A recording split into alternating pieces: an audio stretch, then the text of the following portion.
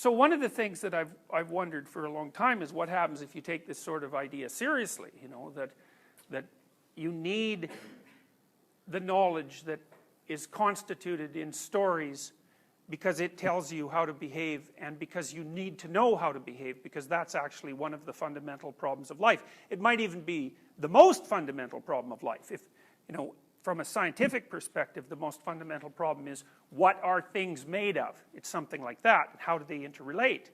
But just because that's a very well stated problem, and just because we've been able to produce profound and differentiated answers to it, does not necessarily mean that that is the problem that almost everyone faces. And it seems to me it's especially the case with people at your age. It's like, well, what am I going to do seems to me to be the fundamental problem. And so, and if the answer to that is, well, there's no real guidance for that, it's just something you have to figure out for yourself, then, you know, that's the sort of thing that makes you question the utility of knowledge per se. And I think it's a weak answer, and I also think it's a wrong answer. There is no shortage of information about how to behave, and there's no shortage of information about what happens if you break the rules of behavior.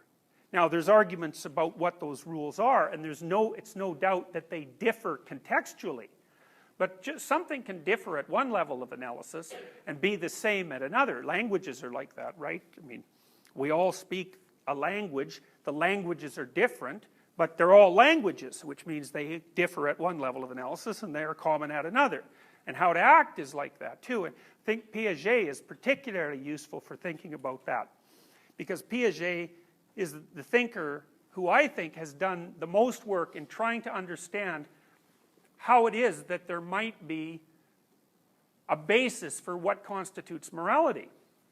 You know, and Piaget starts with the Shakespearean conception fundamentally. He believes that how to act is the problem. And, you know, we're embodied creatures, and we're very mobile, and we're very good at manipulating the world. We're very good at communicating. And so any psychology that doesn't take into account the nature of our embodiment is a very weak psychology. And Piaget basically says, well, look, you know, you come into the world with some potential for action. It's kind of minimal, but it's enough to get you going, right? It's enough to kickstart you in a sense. And then as you organize your body, and you're doing this neurologically, sort of from the spine up, as we discussed, the manner in which you organize your capability for action and perception is continually modified by your social interaction with other people. So your socialized being is built right into your motor circuitry. It's a pattern. It's not even a conception, it's a pattern. So for example, when you're breastfeeding, you have to do it in a manner that allows your mother to tolerate you. And so even something as simple as the first ways that you use your lips and your mouth, and the way that you express your emotions is immediately going to be modified by the necessity of social interaction. And social interaction can't just proceed any old way, right? So if we have a relationship and it becomes seriously non-reciprocal, you're a fool if it's non-reciprocal in your direction. You're a fool to stay with it. You know, there's something that's roughly like the expectation of 50-50. And that's well established empirically with experiments that you wouldn't expect to turn out that way. So those are the trading experiments, and I told you about them, I think, if I remember correctly. So the deal is, we'll play, the three of us will play. So I have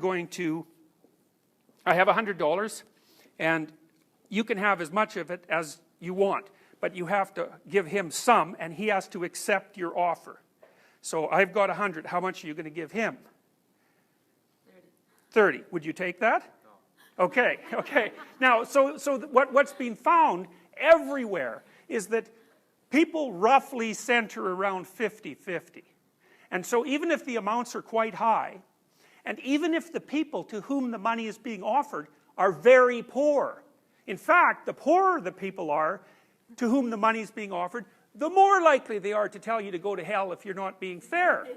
And so that's built in, and you think about that. Like, it doesn't take much more than that for morality as a system to get going. So if the rough expectation is reciprocity, where that's possible, then deviations from that reciprocity are going to be punished very harshly. And so, right there you have the grounds for the emergence of a complex system of human interactions that's by no means arbitrary. Now, it might be, altered to some degree by the particularities of the local environment. There's no doubt about that. But something can have a fundamental pattern and still be capable of, a large number of variants.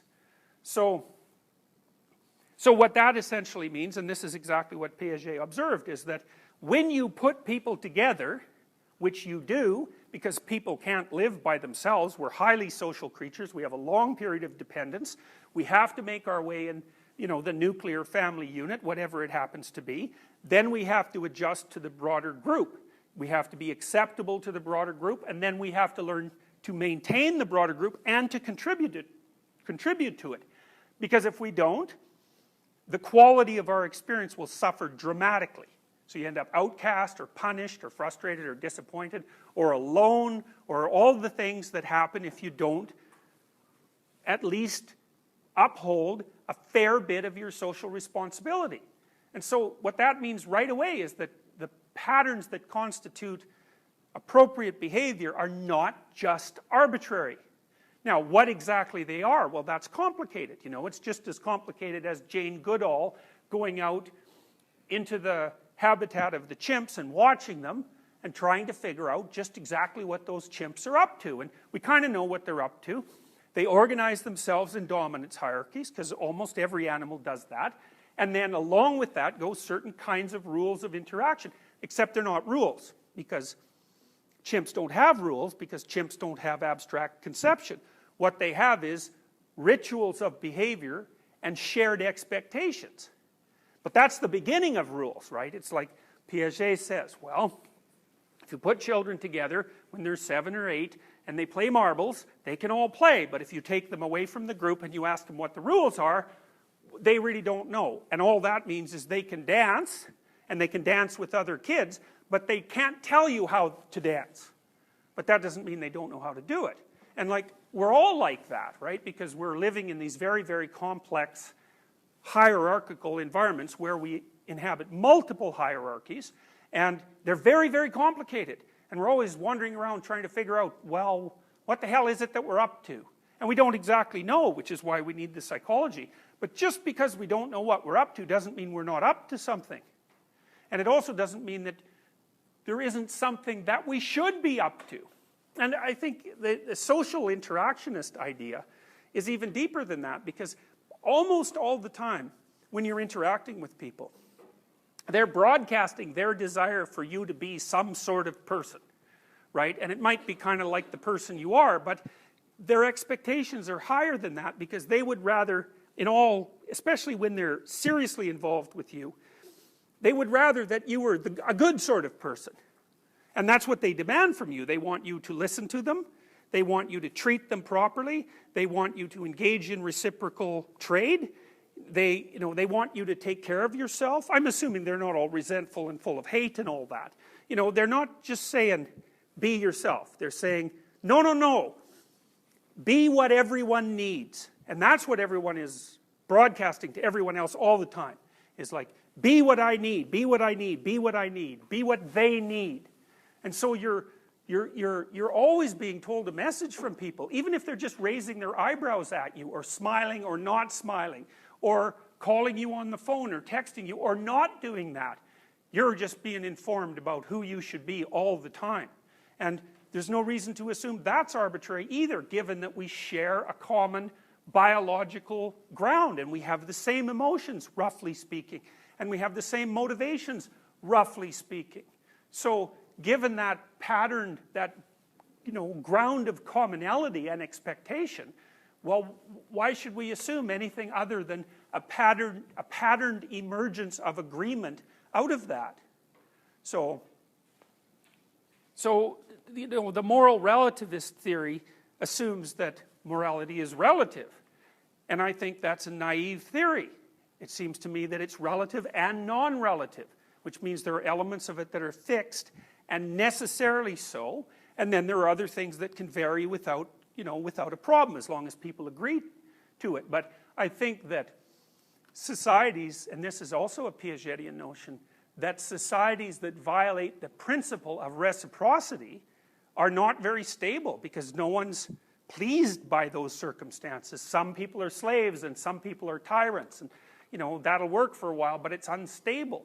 And even within a family, it's the same thing. If your father's a complete bloody tyrant, what you're going to do is either be crushed and useless, or get the hell away from there as fast as you can. It's not a stable solution. So, and you know, non-reciprocal relations at any level of interaction are not, they're not tenable, and they shouldn't be tenable. You know, so when you see people in psychotherapy, especially if they tend to be on the agreeable side, one of the things that you teach them is how to speak more about their own needs, so to speak, or their own desires or their own values, so that the probability that they'll engage in a truly reciprocal relationship starts to increase. They won't be taken advantage of so much.